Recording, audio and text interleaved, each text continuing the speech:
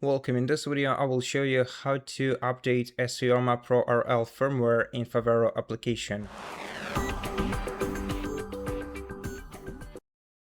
So first of all, you're gonna have to connect your pedals to your smartphone using Favero app. Now to do that, to connect them, you're gonna have to select them from this list, and if they are grayed out, or if you haven't added them yet, if you haven't added them yet, you have to tap add and then select my Assioma is already active, and then let your phone find them.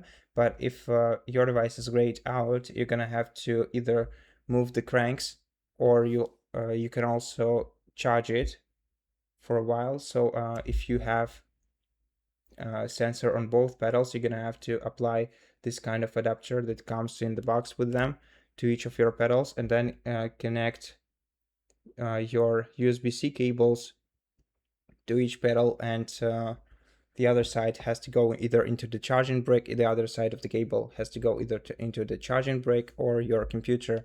You have to briefly charge them, and then they will become available, and you'll be able to connect with them by selecting them and tapping connect.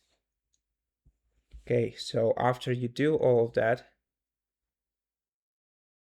you're gonna have to go to settings of your device and select firmware update, and check for updates. And if you have an update, an update available, your phone will start downloading it and installing it, and you're gonna have to wait until it's fully installed.